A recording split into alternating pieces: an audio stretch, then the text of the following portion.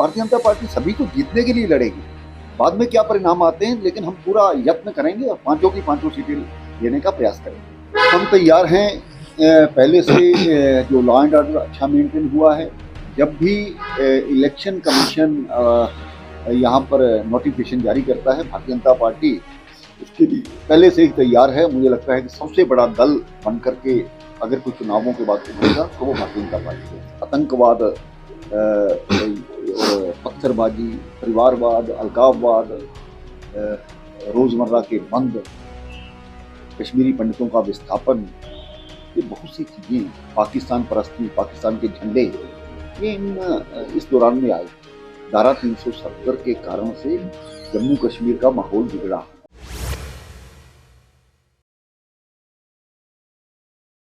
नमस्कार, जेके अपडेट में आपका स्वागत है। मैं हूं अश्विनी गुप्ता। दोस्तों, सुप्रीम कोर्ट द्वारा धारा 370 पर दिए गए फैसले के बाद से जम्मू कश्मीर में क्या राजनीतिक हलचल है, उसी पर बात करने के लिए हमारे साथ यहां पर मौजूद हैं पूर्व डिप्टी सीएम कुविंदर गुप्ता जी। जेके अपडेट में आपका बहुत बहुत स्वागत है। ये बताएं कि अभी जो जम्मू कश्मीर में राजनीतिक हलचल चल रही है, क्योंकि अब तो जिस प्रकार से सुप्रीम कोर्ट ने भी कह दिया है कि सितंबर 2024 से पहले जम्मू कश्मीर में विधानसभा चुनाव करवाए जाएं, तो क्या सितंबर 2024 से पहले जम्मू कश्मीर में विधानसभा चुनाव होने की संभावना है? क्योंकि जिस प्रकार से कहा जा रहा है कि अभी कुछ विस्तार करना बाकी है, कुछ सीटों का बंटवारा करना अभी और बाकी है। देखिए, डिलिमिटेशन कमीशन पिछले दिनों बैठा था और उसने अपनी रिपोर्ट दे दी है। ये जो अभी महिला सशक्तिकरण का विधेयक आया है, ये तो 2029 से जनगणना के बाद ही लागू होगा। तो मेरा ये मानना है कि सुप्रीम जब धारा 370 को सही तरीके से राज्यसभा, लोकसभा में बहुमत से पारित करके इसको हटाया गया, तो बहुत से हमारे विरोधी शंका थी उनको, सुप्रीम कोर्ट गए, लड़े, और उसके बाद जो परिणाम कुल मिलाकर के फैसला आया है उसमें हम जीते, क्योंकि हमारे पास तर्क थे। वेस्ट पाकिस्तान रेफ्यूजीज जिनको 70 साल अधिकार नहीं दिए गए, यहाँ पर आतंकवाद, पत्थरबाजी, परिवारवाद, अलगाववाद, रोजमर्रा के बंद, कश्मीरी पंडितों का विस्थापन, ये बहुत सी चीजें, पाकिस्तान परस्ती, पाकिस्तान के झंडे, ये इस दौरान में आए। धारा 370 के कारण से जम्मू कश्मीर का माहौल बिगड़ा। तो मुझे लगता है कि अगर हम 5 अगस्त 2019 के बाद की बात करें तो स्थितियां यहाँ पर सुधरी है। और आज अगर यहाँ पर चाहे वो स्वास्थ्य का क्षेत्र हो मेडिकल कॉलेज के रूप में, चाहे शिक्षा का क्षेत्र हो IIT, IIM, सेंट्रल यूनिवर्सिटी के रूप में, चाहे वो डेवलपमेंट का दौर हो, हमारी रिंग रोड्स के माध्यम से, यहाँ पर एम्स के माध्यम से, यहाँ पर एक्सप्रेस वे, हाईवे के माध्यम से, स्मार्ट सिटीज़ के माध्यम से बहुत सी डेवलपमेंट हुई जो हमने कभी सोचा नहीं।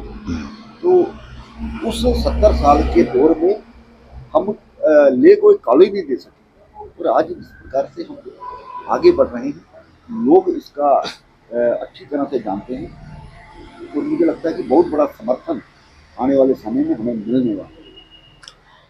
जैसा कि लगातार सभी राजनीतिक दल जो है अब सक्रिय हो गए हैं और सभी का यही कहना है कि जल्द से जल्द जो है चुनाव योग है जम्मू कश्मीर में विधानसभा चुनाव करवाए, तो आपको क्या लगता है कब तक जम्मू कश्मीर में विधानसभा चुनाव? भारतीय जनता पार्टी भी यही डिमांड करती है कि लोकतांत्रिक प्रक्रिया यहाँ पर शुरू की जाए।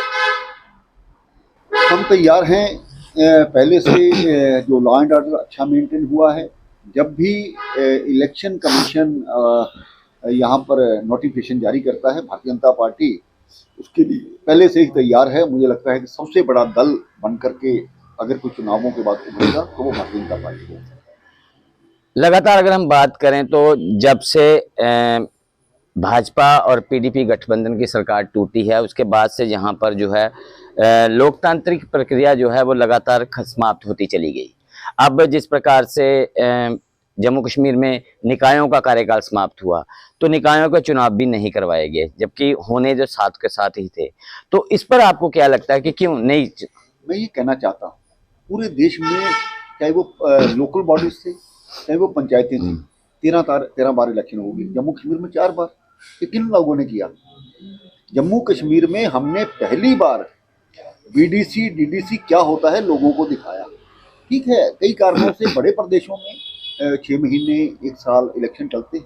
मुझे लगता है ये भी उसी का हिस्सा है जो इन्होंने कहा है कि अभी दोबारा से रीऑर्गेनाइजेशन जो वार्डों की करेंगे, तो उसमें आपको भी पता है कुछ वार्ड 22,000 ये वोट्स के हैं, कुछ 3,000 वोट्स के हैं।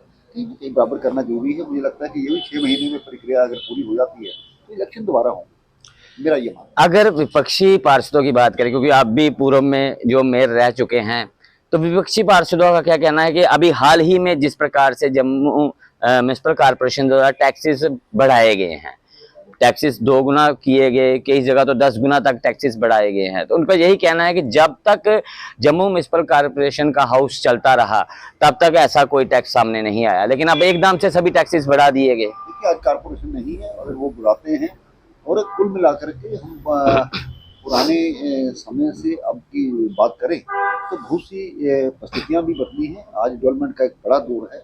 इसको टैक्स नहीं कहा जा सकता, इसको सरकार का सहयोग किया जा सकता है।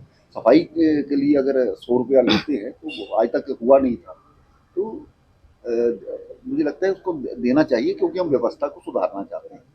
अगर नाम मात्र 25 पैसे स्क्वायर फुट कहाँ पर लगता है, तो उसका जो पैसा आता है वो कॉर्पोरेशन के काम में आता है, लोगों के हित के लिए वो पैसा लगता है। देखिए, सरकारें चलाने के लिए टैक्सेस एक माध्यम रहता है। ये नहीं है कि हमारी सरकार लगा रही है या कौन लगाता है। आज से पहले जो भी यहाँ पर व्यवस्था है डेवलपमेंट की, वो टैक्सों के माध्यम से होती है। तो उसी व्यवस्था को देखते हुए, ठीक है, कहीं गलत होता है तो हम भी उसका विरोध करते हैं, करना भी चाहिए। तो कुल मिलाकर के लोगों पर बोझ ना पड़े, इसके लिए सरकार को भी सोचना चाहिए, और लोगों को कॉन्फिडेंस में लेकर के, व्यापार संस्थाओं को कॉन्फिडेंस में लेकर, दूसरी संस्थाओं को कॉन्फिडेंस में लेकर के उस चीज़ को करना चाहिए। आज बात करें तो लगातार जो संसद है, देश की संसद, उसमें हंगामा देखने को मिल रहा है। बहुत से सांसदों का निलंबन कर दिया गया है, जिनमें डॉक्टर फारूक अब्दुल्ला भी शामिल हैं। तो क्या आपको लगता है कि जिस समय अब लोकसभा चुनाव नज़दीक आने वाले हैं, इससे पहले इस प्रकार का निलंबन सही है? देखिए, भारतीय जनता पार्टी के बढ़ते हुए कद को, उनके द्वारा जो किए गए परिणामों को लोकसभा में खलल डालना, ये उनका काम हो गया है। देखिए, लोकतांत्रिक व्यवस्था में एक सिस्टम है अपनी बात कहने का सदन में, लेकिन जब उस दायरे से बाहर चले जाते हैं तो स्वाभाविक बात है कि ये उसका विशेषाधिकार है अपना स्पीकर का। तो कल आपने देखा, कोई एक पीठासीन अधिकारी, वाइस प्रेसिडेंट ऑफ इंडिया, उसका मजाक उड़ाया जाता है, और देश के दूसरे विपक्षी नेता राहुल गांधी उसकी वीडियो बना रहे हैं। ये कैसा लोकतंत्र है? इन लोगों ने लोकतंत्र का नाम बदनाम किया है, और लोगों को क्या जवाब देंगे ये आने वाले समय में पता लगने वाला है। जम्मू कश्मीर में लोकसभा चुनाव अब जैसे होंगे, तो जम्मू कश्मीर में आपको क्या लगता है कि कितनी सीटें, जो जम्मू कश्मीर की अभी लोकसभा की सीटें, कितनी भाजपा के हाथ में आएंगी? तो भारतीय जनता पार्टी सभी को जीतने के लिए लड़ेगी। बाद में क्या परिणाम आते हैं, लेकिन हम पूरा यत्न करेंगे और 5 की 5 सीटें लेने का प्रयास करेंगे। क्या आने वाले विधानसभा चुनाव में जम्मू कश्मीर में भाजपा की तरफ से नए चेहरे देखने को मिलेंगे, या भाजपा पुराने चेहरों पर ही दाव खेलेगी? ऐसा नहीं, पार्टी की एक व्यवस्था रहती है, किस तरीके से जो भी कैंडिडेट होगा वो भारतीय जनता पार्टी का कैंडिडेट होगा, जिसको भी बनाया जाता है।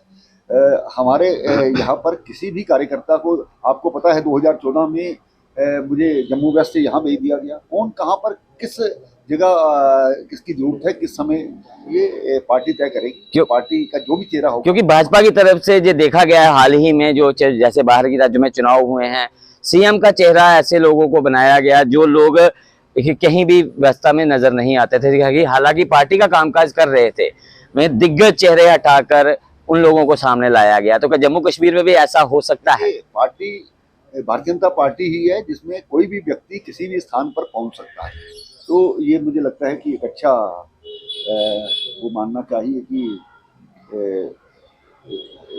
तरीका है। लोगों को ये समझना चाहिए कि नए नए लोगों को अगर काम करने का मौका मिलता है, मुझे भी इसी तरह से मौका मिला था। अब जम्मू कश्मीर में अभी कोई नया चेहरा आपको लग रहा है सामने आने वाला बाकी है? कोई भी आ सकता है, सभी काम करते हैं, बराबर का काम है। जो भी होगा वो हमारे लिए सिर माथे होगा। बहुत बहुत शुक्रिया हमसे बात करने के लिए। तो ये थे पूर्व डिप्टी सीएम कविंदर गुप्ता जी, जिनका कहना है कि भाजपा ही एक ऐसा दल है जिसमें कोई भी किसी भी समय किसी भी पद पर पहुंच सकता है। तो मुझे अश्विनी गुप्ता को दे इजाजत, आप जुड़े रहे जेके अपडेट के साथ। जम्मू कश्मीर की खबरों के लिए जुड़े रहिए जेके अपडेट के साथ।